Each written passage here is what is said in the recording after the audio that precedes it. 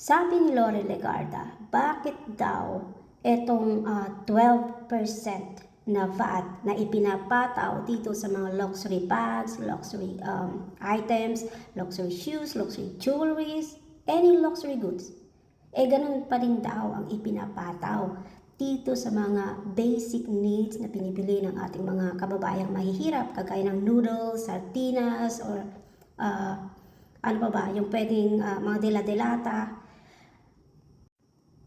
Bakit po kami ang tinatanong nyo, Senator Lore Legarda? Sa sobrang tagal na ninyo sa Senado, bakit hindi nyo naisip yan noon pa? Bakit ngayon nyo lang ibino-brought up itong usapin na to? Sa tingin nyo makakatulong ito sa pag-brought up nyo ng bakit ganun, bakit ganyan? Nakakatulong ba yan sa issue na kinakaharap natin ngayon? Yung nga ginawa ng anak mo na hindi pag-deliver dito sa solar energy, hindi niya nagawa Tapos i-brought up mo itong tax na ito na hindi naman makakatulong sa ngayon. At isa pa, sino ba ang nagpatupad itong VAT na to? Diba si Cory Aquino noong 1988? Na ito ay hindi nila naisip na ito ay magpapahirap sa mga tao, lalong-lalo sa mga mahihirap. Ito pag-usapan natin at ito wala itong usapin kung sino, kung baka Marcos ako, or kung sino yung baka Duterte, kung sino bang baka Aquino dito. Aminin natin lahat na nung bumaba itong si Apo Lakay, si Marcos Sr., na-stop na ang progreso ng Pilipinas. Pwede kayong kumontra sa akin, pero alam ninyo at alam ninyo na nung bumaba ito si Marcos Sr., wala nang nangyari sa Pilipinas. Anong ginawa ng Cory Aquino? Privatize niya lahat, pinagbebenta niya lahat ng mga pag-aari ng gobyerno na dapat nakakatulong ngayon sa ating mga Pilipino. Noong panahon ni Marcos Sr., ano ba yung mga ginawa niya? Sige, name it. Kadiwa, Masagana 99, infrastruktura, mga specialty hospital, kagaya ng lung cancer, heart cancer, name it. MRT, LRT. At ang pinaka sa lahat na lahat ng mga tao, kahit middle class na tao sa Pilipinas, nakakakuha nito. Yung 13-month pay. So tell me, ngayon, yung mga ganong klase ng mga para sa mga hihirap, meron ba?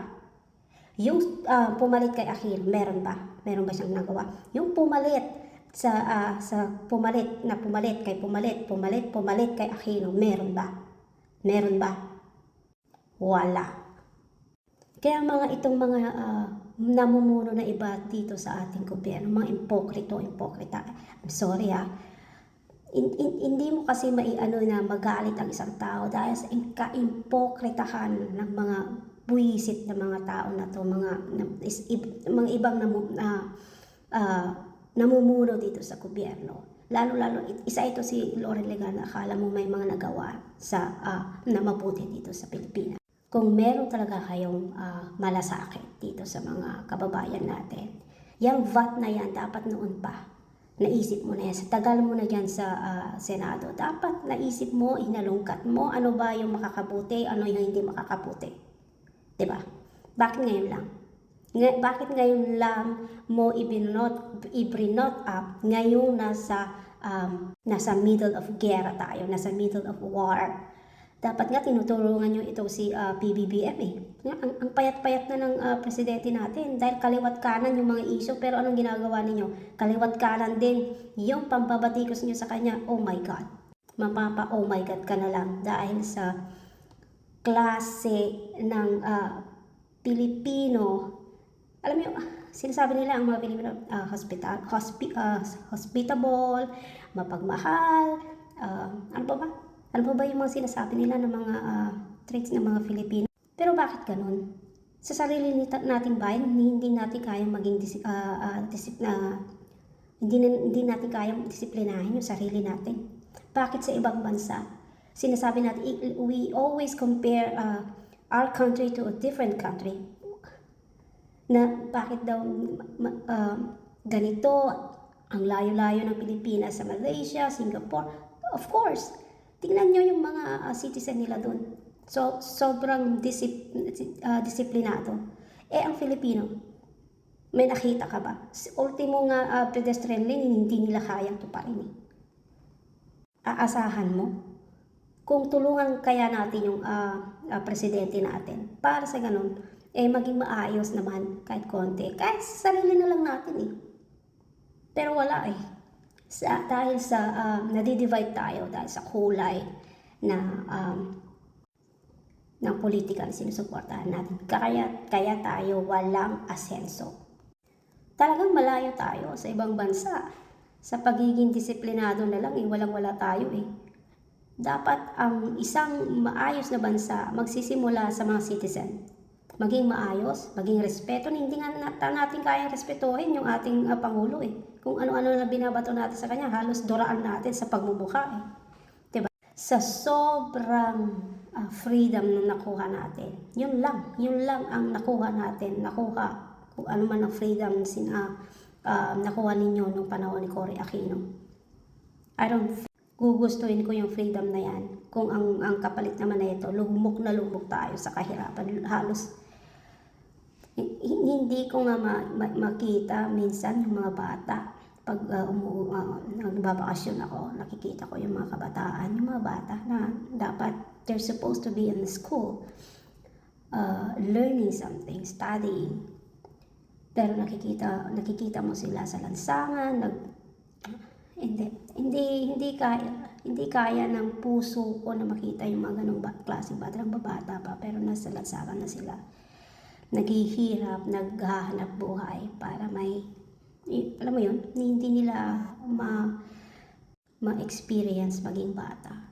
Dapat inaalagaan itong mga kabataan na to. Pero dahil sa hirap ng buhay, na-force sila na magtrabaho at young age. No? Sobrang nakakaantig ng puso yung mga ganong tanawin. Pero andito na tayo sa sitwasyon kung saan walang-wala ng disiplina ng mga tao na kaya mong murahin kahit sa harapan ng social media. Kaya mong bastusin yung sarili mong pinaka-leader ng bansa mo, kaya mong turaan eh. Balahurain o ano pa yung kaya mong ibato sa kanya, di ba? Hindi yan ang sagisag at sinasagisag ng isang malayang bansa, guys.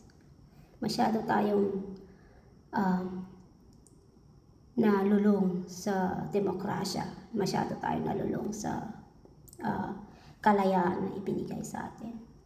So, do we deserve this kind of situation? I don't think, hindi natin malalampasan na isipin na deserve ba natin yung ganitong sitwasyon.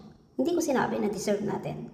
But, if you come to think of it, napalampas natin yung golden age na dapat sana ngayon ay tinatamasa na natin. But, wala eh.